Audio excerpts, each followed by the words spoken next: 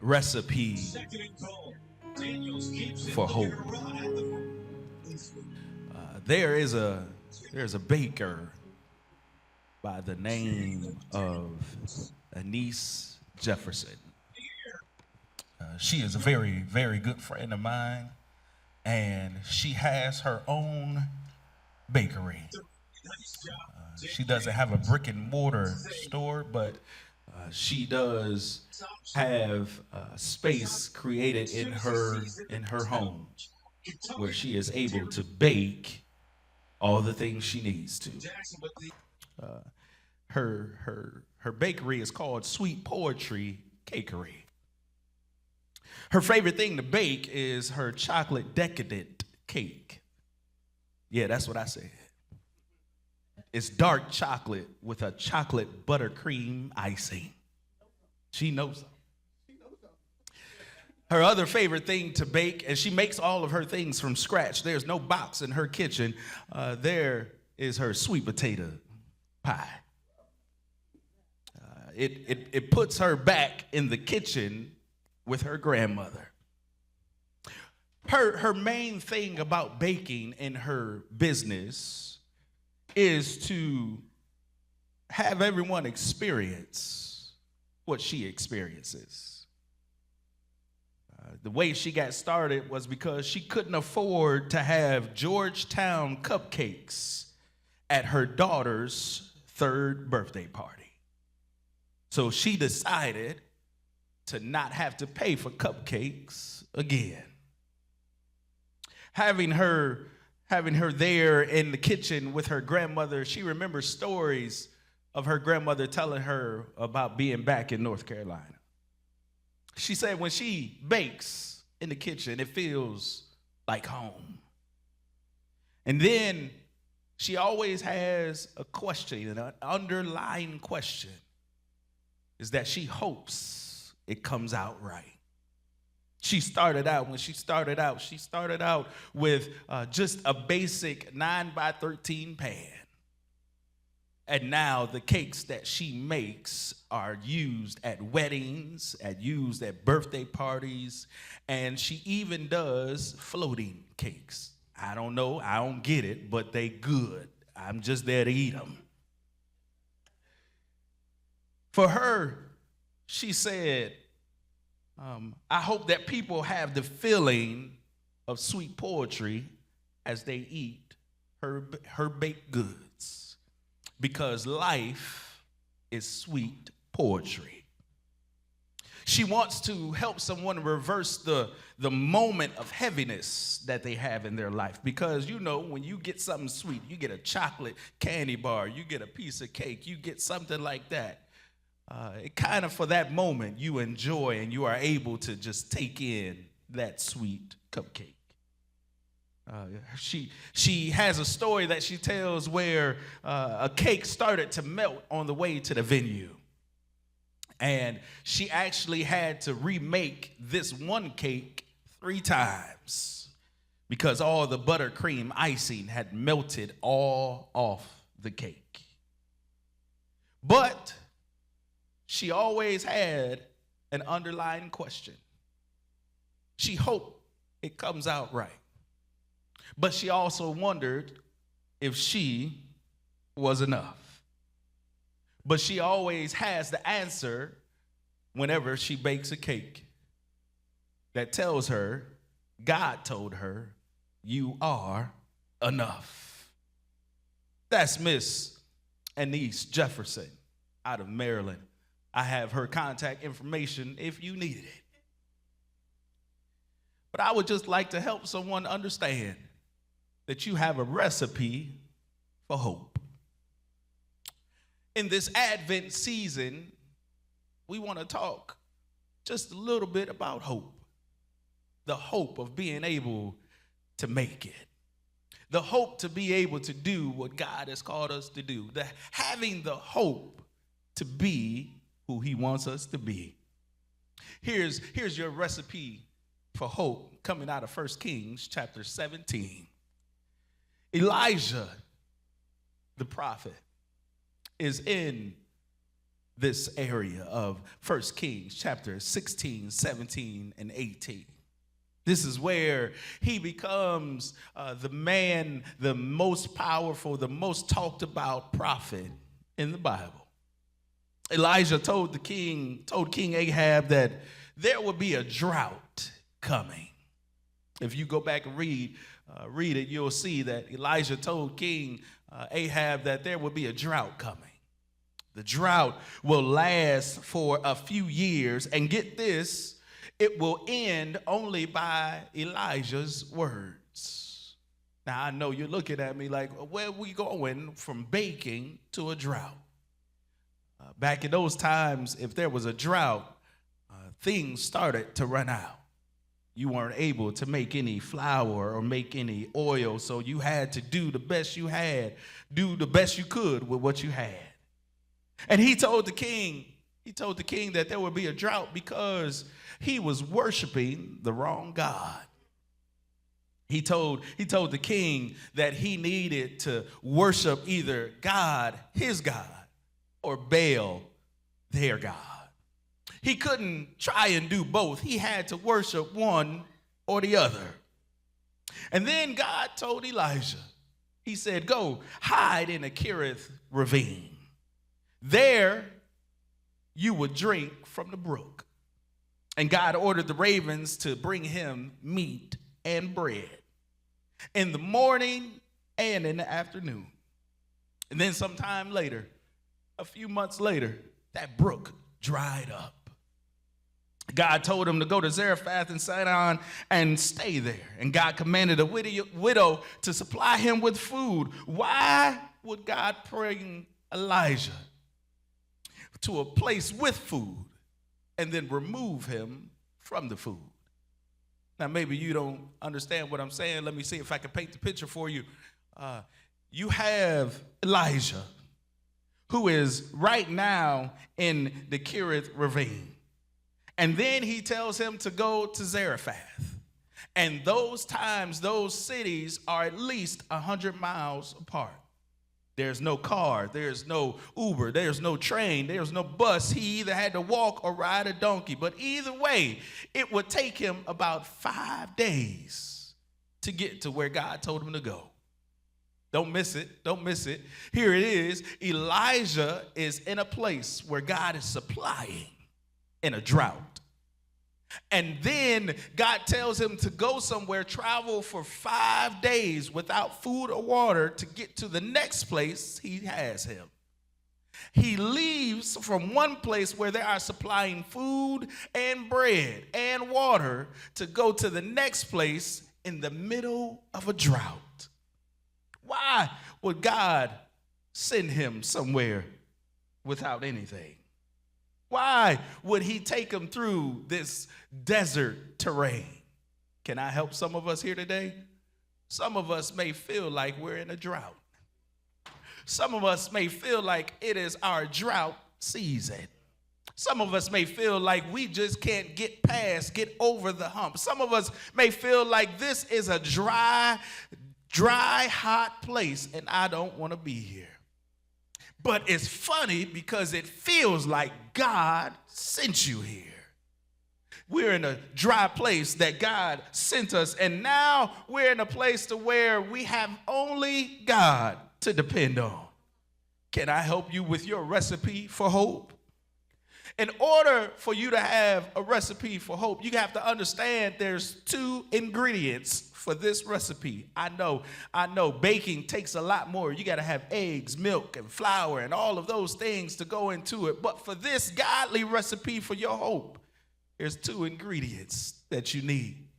But please understand, we're still in a drought season. How are we going to make a recipe? How are we going to make food in a drought season? How are we going to provide and supply for our families in a drought season? How can we make things happen in a drought season? I just want to explain to you, there's 2 things that you need. There's flour and oil. Flour and oil. I know. Usually when you make bread, you need at least some water, some flour, some yeast, and all of those things. But there is an actual cake that you can make just from flour and oil. Don't miss it, though. You need the finest flour you can find. Here's how you make the finest flour. Fine flour is made by milling wheat grains, where the kernels are cleaned, tempered, and with moisture, then passed through a series of rollers that progressively grind the grain, separating the bran and the germ from the starchy endosperm, and finally sitting the finest particles that produce the fine flour. This process is often repeated multiple times to achieve the desired consistency and remove coarser particles. Okay, y'all like, Pastor Barry, where you going? Come with me. The woman only had a little bit of flour to make a cake that she and her son would eat and then die from starvation. She had a little bit of flour and a little bit of oil. The flour that she had, in order to make the cake, had to be fine flour. And in order for her to make it, she had to have some very good olive oil. Listen to the words of Elijah. But Elijah said to her, "Don't be afraid. Go ahead and do what you've said, but make a little bread for me first. Then use what's left to prepare a meal for yourself and your son." It seems like everything that this woman was going through was being crushed. It seems like it was all falling apart. It seemed like all things were coming to ruins. Maybe you don't understand what this woman was going through back in those times. For her being a widow and she could not get remarried, the only thing she had was her sons. And the only thing that she was able to do was to just have what she was left from her husband and be able to continue to go through that. She had to work for a living until her son was old enough to go and work. And she only had just a little bit of flour and a little bit of oil. And she planned to eat this cake for one last time and then die of starvation. Maybe you missed it. Elijah told the king, it's going to be a drought. And it's going to be a drought for a couple of years. And the only way the drought's going to get removed is by the words coming out of my mouth. This woman was preparing for the drought. And she had already set in her mind that she wasn't going to make it out the drought. So she had set into her mind that her and her son were going to starve to death. Don't miss it. Do you know how much torture it is to sit there with no food or water and to wait until yourself dies? Some of us do that today. Some of us will sit there and act like God ain't doing nothing in our life. And we will sit there and spiritually starve. We will sit there and act like God ain't moved in our life, and we will spiritually starve. Even though God has supplied us with just a little bit of flour and a little bit of oil, we feel that that's not enough, and we will sit and spiritually starve because of what we think we should have. I'm preaching to myself. It's okay. You ain't got to help me. The woman was going to starve to death. And then God sent Elijah. He sent Elijah because he was helping the lady through her time. God takes the lady. God takes her flour. God takes everything that she was going through. And he sends Elijah to help her to get to where God wants her to be. Don't miss it. God told Elijah, tell the woman, I've sent the woman to supply you with food. Even though the woman only has a little bit of flour and a little bit of oil. I'm going to send her to feed you. Elijah tells her, hey, could you please give me a drink of water? And while you're at it, give me a piece of cake. And she said, I don't have any type of bread in my house. All I got is a little flour and a little oil. And Elijah told her, don't be afraid. Don't be afraid of what you have. I just need you to make just a little small cake for me. And then when you finish making my cake, make a cake for yourself and your son. Because once you feed the priests, once you feed the king, once you give unto the king, then all of these things will be added unto you.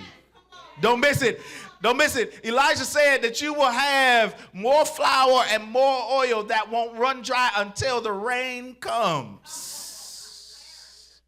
She's in a drought. She don't know how long the drought's going to last. Elijah said it's going to happen for a few years. And this lady has to have a little bit of flour and a little bit of oil last for a few years. I'm not sure if you understand the significance of flour in the Bible. Flour in Leviticus 5 was used as a sin offering from the poor. In Numbers 15 and Numbers 28, it was also used as a sacrifice for sin. Where are you going, Pastor Jay? When God creates flour in your life, don't look at it as a disaster. Instead, it is your offering and your sacrifice that God will do just what he said. I know you don't understand, but you have all these different things, and God seems to crush them and take them away and pull them away from you, and that is God just creating some fine flour.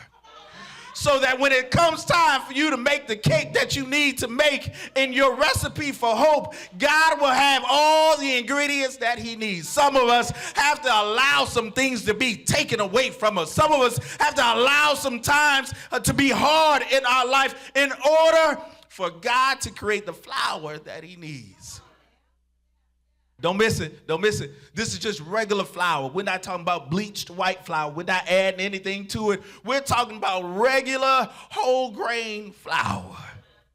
Finest of particles, where it is sifted through the wires.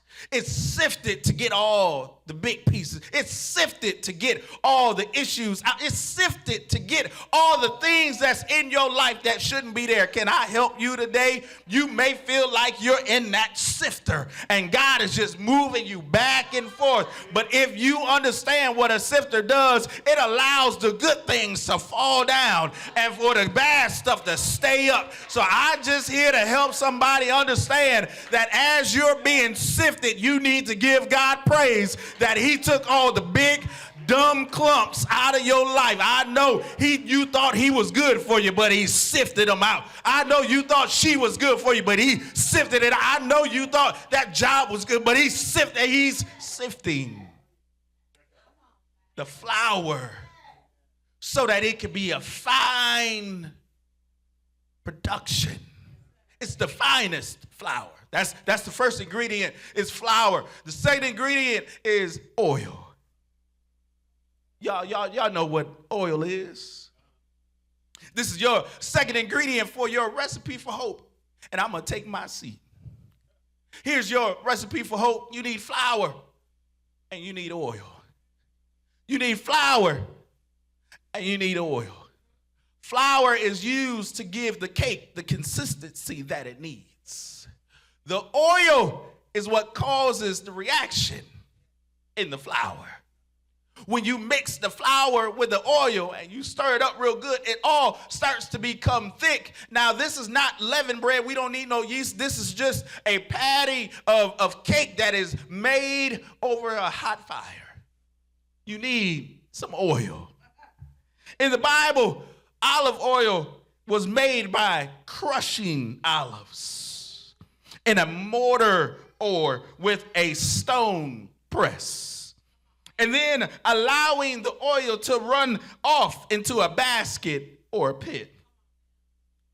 If we're talking about oil being made, I just want to say thank you to Jacqueline Carr. She said an olive has to go through 3 stages in order to be produced to oil.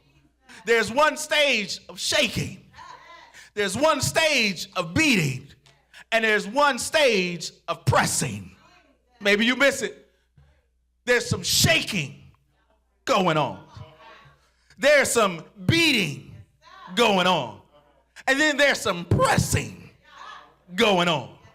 I know it feels like everything in your life is being shaken up. I know it feels like everything that you thought was a good idea is being shaken apart. I know all the relationships that you had is now being shaken up. But there's a purpose for the shaking. Then sometimes it feels like God just don't like you and you the ugly stepchild. It feels like every single time you got to get a beating. You got to get a whooping for what you're going through. I know it hurts sometimes what God is sending you through, but I promise you there's a good thing at the end. And then there's the pressing. I know, not depressing, but the pressing. There's the pressing of the olive oil. And the pressing helps get what is already inside the olive out. And maybe you don't have the people in your life that is able to get the right amount of oil out of you. God sometimes has to put a little pressure on you in your life. Isn't it funny that the way that these 2 ingredients is similarly made? They both have to go through some shaking. They both have to go through some beating. And they both have to go through some pressing. This is where you get the finest flour and the best oil. Here it is. Here's your recipe for hope. If you have God, if you have God, you have the right recipe. If you have some flour, you have the right recipe. If you have some oil, you have the right recipe. And then you need a little bit of faith so that you can have the right recipe. You'll always have food in your house if you have those ingredients. Don't miss it. Don't miss it. We're talking about oil. Don't miss it. This is what it says in verse 15. So she did as Elijah said. And she said to Elijah and her family, she and Elijah and her family continued to eat for many days. Here in verse 16, it says, there was always enough flour and olive oil left in the containers, just as the Lord had promised through Elijah. Let me help you understand. It was 3 years later that Elijah had the battle on Mount Carmel with the prophets of Baal. That is when Elijah told Ahab to go and look over the cliff to see if he sees any rain. And that's when Ahab had said, I see a small cloud about the size of a man's fist. I'm not sure if you understand the significance of what I just said. There was 3 years from the time that Elijah told the woman to go ahead and make him a cake to the time that that the rain came from Elijah speaking. Okay, maybe you missed it. 3 years that she was told that her flour and her oil wouldn't run dry. And it was 3 years that she was able to keep her and her family alive. So you mean to tell me that God stretched her flour and her oil for 3 years? Yep, that's what I'm telling you. And we're sitting here worried about tomorrow. We're sitting here worried about next week. We're sitting here worried about what the new year is going to bring. Can I just help somebody understand that she kept going to her jars every single day? Every day with an expectancy that it was going to be something there. She went there every day with the faith that God would provide. She went there every day to make a meal for herself and her family. She expected to die, and but God sustained her. And she expected to starve, but God provided. She expected to give up because of her circumstances, but God had turned it around for her good. And I'm just here as I go to my seat to help somebody understand you have the recipe for hope. You have the recipe that you need to make it throughout your life. And I'm just here to help somebody understand that no matter what you're going through, you have the recipe for hope. I'm just here to help somebody understand that no matter what you're going through, no matter what your circumstances are, I know that God will supply. And I'm reminded just the other day that I was sitting in the living room and I heard First Lady singing the deuce. And she said, patty cake, baker's man, bake me a cake as fast as you can. It says, pat it and prick it and mark it with me. Put it in the oven for baby and me. But I'm not sure if that's the way that you understand it. But this is the way that I grew up on patty cake. Mine says patty cake, baker's man. Bake me a cake as fast as you can. Get this, roll it and mold it and mark it with me for little baby and little me. Good morning, and I appreciate you listening. But can I help you understand that when times get tough, you might need to patty cake. God's my man. All I need him to do is roll me and mold me. And that way he can mark it with him. For me to give him the praise, the honor, and the glory. Come here real quick. I just want to help somebody understand. Here's your recipe for hope. Patty cake, baker's man. What are you saying? What I'm saying is that every single time that she told Deuce to patty cake, she had to clap so that he would get the rhythm of what's happening. Here I am trying to help you with the recipe for hope. Everything you're going through, give him praise. Everything that's happening in your life, worship him. Every time something happens, lift up your voice and say, God, I need you. God, come help me. God, I need the recipe for hope. God, I feel you.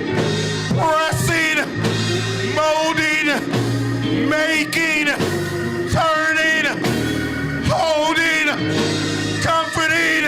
I feel you doing what you said you would do.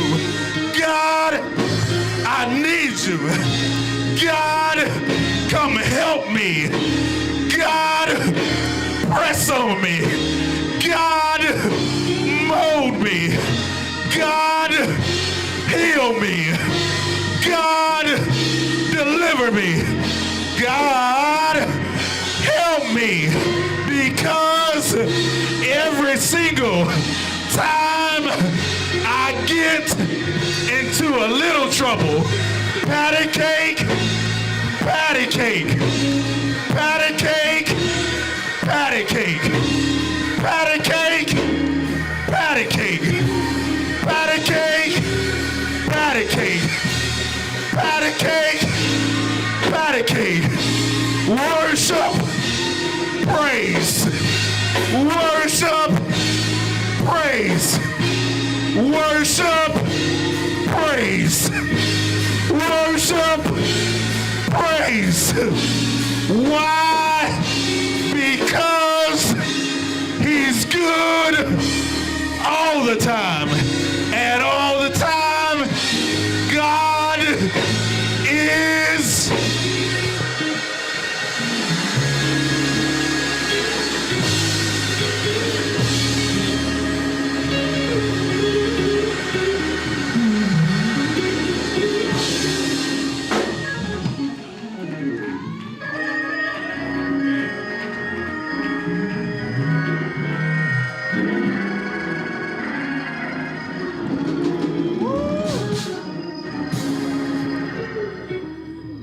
Patty cake.